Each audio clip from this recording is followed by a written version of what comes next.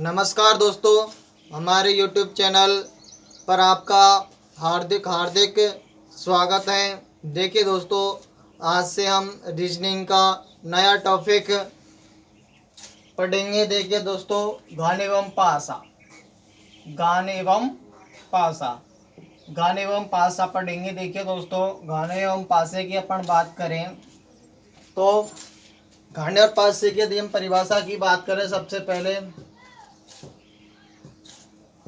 तो एक चौकोर, यह एक चौकोर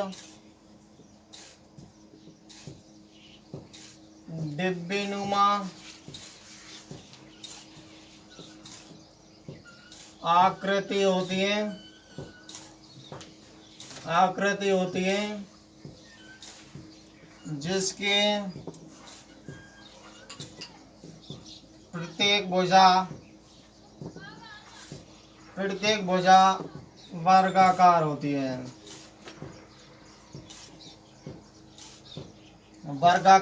है, यदि हम घन एवं पासे की बात करें तो घन एवं पासा एक चौकोर डिब्बीनुमा आकृति होती है जिसकी प्रत्येक भुजा वर्गाकार होती है। इसे हम क्या कहेंगे? घन या पासा कहते हैं। देखिए दोस्तों, घन एवं पासे की अपन बात करें, उदाहरण के तौर पर बात करें तो आपने चौक का डिब्बा आपने सभी ने देखा होगा। चौक का डिब्बा, तो चौक का डिब्बा घन एवं पासे की आकृति को शो करता है। यदि हम इसकी विशेषताओं की बात करें तो देखिए दोस्तों, यदि स्ट्रक्चर बनाए हम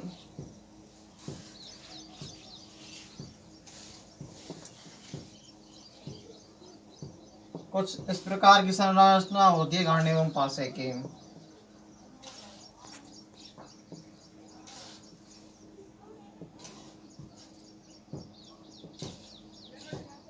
घन एवं पासे की इस प्रकार संरचना होती है। सबसे पहले यदि हम फलकों की बात करें, इसके अंतर्गत कितनी फलकें हैं? बताइए दोस्तों, इसके अंतर्गत कितनी फलकें हैं? तो देखिए दोस्तों, एक फलक तो इसकी ये होगी, दूसरी, ये तीसरी, चौथी और एक पांचवी और एक छठी। यदि आप जिस कमरे के आप अंदर हो तो उसकी एक सामने वाली दीवार होगी मेरे, एक पीछे वाली दीवार, एक ऊपर वाली और एक नीचे वाली, एक इधर की साइड की बाएं वाली, एक दाएं वाली। तो अपन ही हम कह सकते हैं जो फलक होती हैं पासे के अंतर्गत वो कितनी होती हैं? 6 फलक कितनी होती हैं? 6। यदि हम किनारों की कोने की बात करें, कोनों की बात करें तो एक कोना इसका ये होगा, एक कोना ये होगा, दो, एक ये होगा, एक ये होगा, एक कोना इसका ये होगा, एक इसका ये होगा, एक ये है और एक ये है।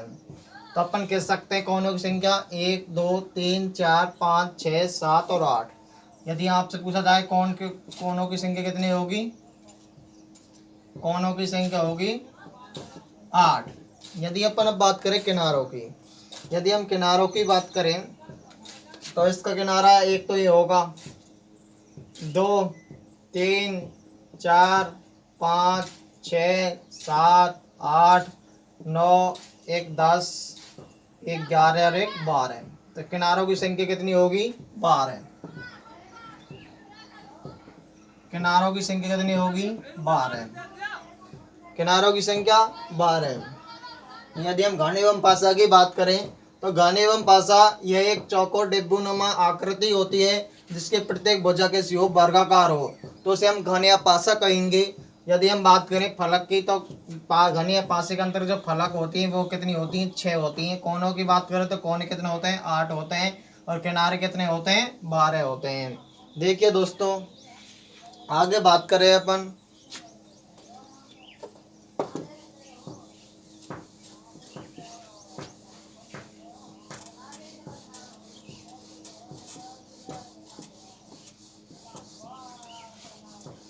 यदि हम इसे देखेंगे तो हमें एक साथ 3 फलकें दिखाई देती हैं। पासे या घन के अंतर्गत हमें एक साथ 3 फलकें दिखाई देती हैं। घन एवं पासा को यदि हम देखेंगे तो हमें एक साथ 3 फलकें दिखाई देती हैं।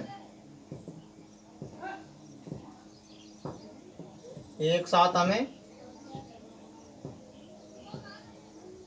तीन फलकें दिखाई देती हैं। जैसे सपोज करो एक ये है, दो है, तीसरी है।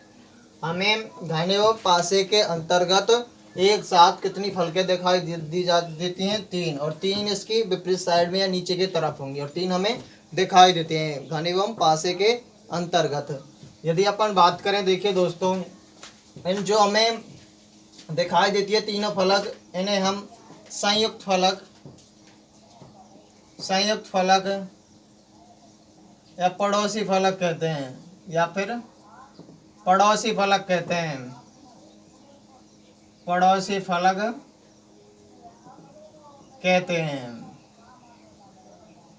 जो भी हमें घने एवं पासे के अंतर्गत जो तीन हमें फलक दिखाई देती हैं उन्हें हम संयुक्त फलक या फिर पड़ोसी फलक कहते हैं।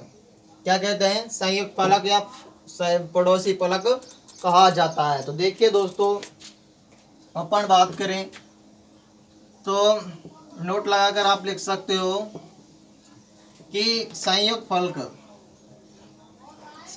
फलक कभी भी एक दूसरे के विपरीत नहीं होंगी। एक दूसरे के विपरीत नहीं होंगी। कभी भी संयुक्त फलक एक दूसरे के विपरीत नहीं होंगी।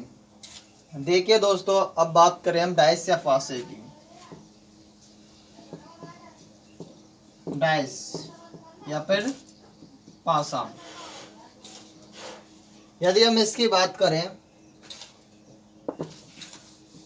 तो याद रखिए दोस्तों, हमें घने एवं पासे में कितनी भुजाएं एक साथ कितनी फलकें दिखाई देती हैं? तो हमें एक साथ तीन फलक दिखाई देती हैं। कितनी फलक दिखाई देती हैं?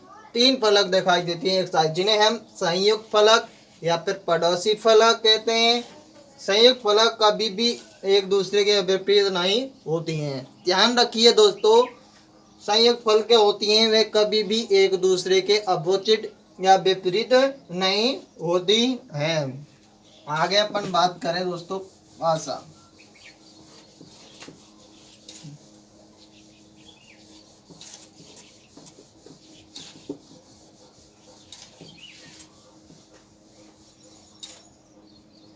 अपन बात करेंगे पासा या डाइस। पासे की अपन बात करें तो ध्यान रखिए दोस्तों, एक होता है मानक पासा।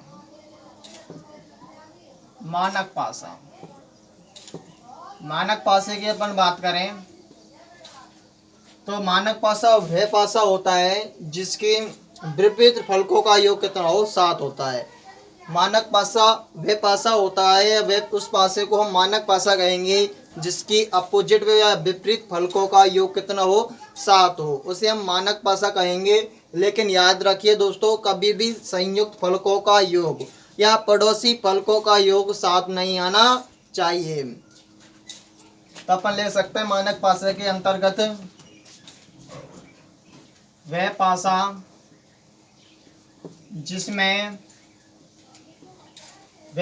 जिसमें विपरीत फलकों का योग, विपरीत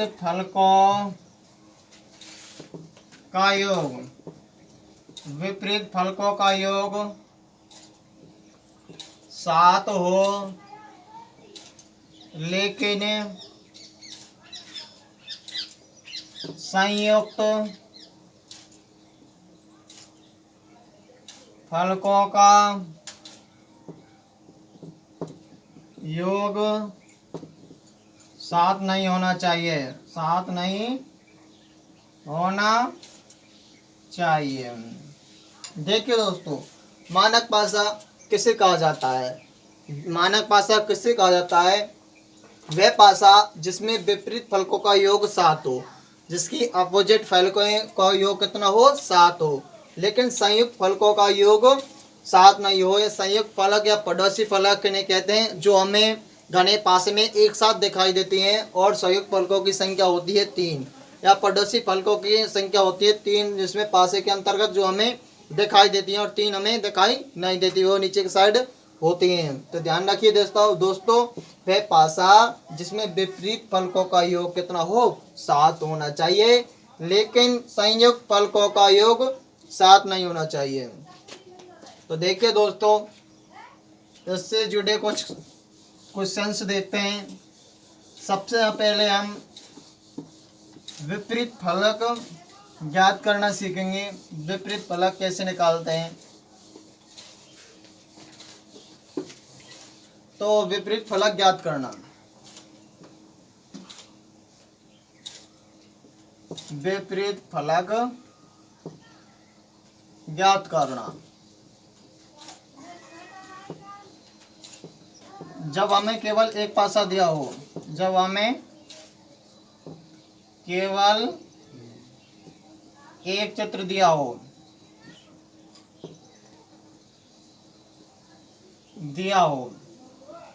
देखिए दोस्तों, जब हमें केवल एक डायग्राम दिया गया हो या एक चित्र दिया गया हो तो हम कैसे विपरीत फलक निकालते हैं। देखिए दोस्तों, अपन बात करें, क्वेश्चन है अपना, निम्न पासे में 5 के विपरीत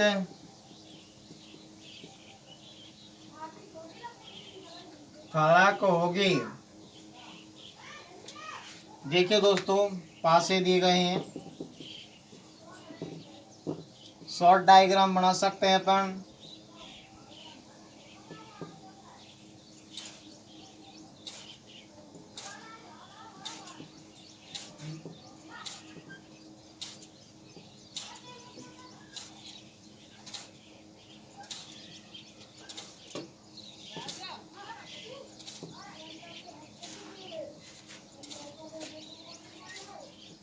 हमें ये पासा दिया गया है और इसके अंतर्गत हमने 5 के विपरीत फलक ज्ञात करनी है। देखिए दोस्तों, तो सबसे पहले हमें यह देखना है मानक पासा है या नहीं। तो मानक पासे में हमें क्या देखना है कि जो पड़ोसी फलके या संयुक्त फलके हैं उनका योग 7 तो नहीं है। तो देखिए दोस्तों, हमने देखें तो इसके दे रखे हैं 5 और ये 3 8, तो इनका योग 7 नहीं होता है। यदि हम इनकी बात करें तो ये हैं 6 और 3, सो 7 और 8 9, तो ये भी इनका भी योग 7 नहीं होता है।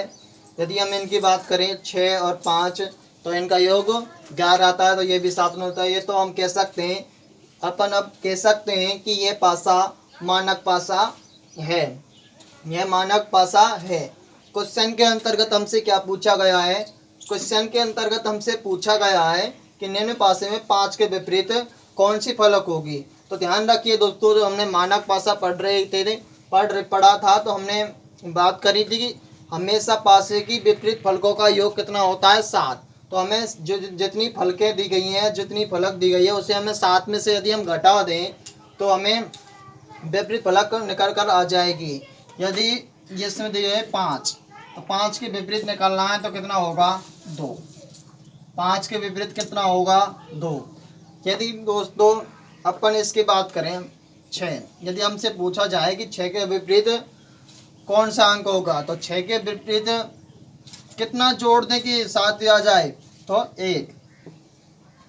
1 होगी। यदि हमसे पूछा जाए 3 के विपरीत, यदि हमसे क्वेश्चन के अंतर्गत 3 के विपरीत पूछा जाए तो हमें क्या करना है दोस्तों, 4। 3 में कितना जोड़ दें कि आंसर 7 आ जाए अपना, 4। तो 4 या हम 7 में से घटा सकते हैं, जितनी भी फलकें दी गई हैं उसे हम घटा सकते हैं। तो यहाँ 3 दी है, तो यदि हम 7 में से 3 को माइनस करते हैं तो कितना आंसर आता है अपना, 4। तो हमसे क्वेश्चन के अंतर्गत क्या पूछा गया था कि निम्न पासे में 5 के विपरीत फलक कौन सी होगी। तो क्या करना है, हमें 7 में से दी हुई फलक घटा देनी है। 7 में से दी हुई फलक को हमें क्या कर देना है, घटा देना है। तो इसका आंसर क्या होगा, 2 होगा। अगला क्वेश्चन देखिए दोस्तों,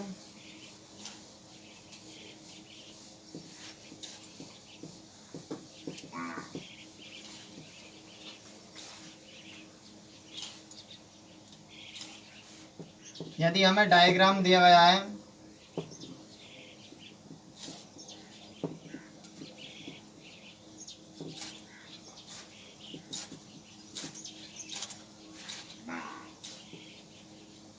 अपना और क्वेश्चन है हमें लाल के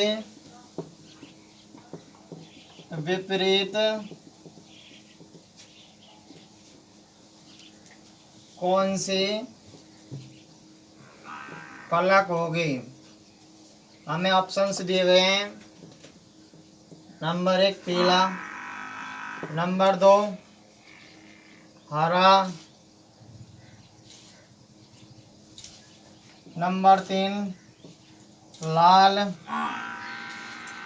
या फिर बैंगनी,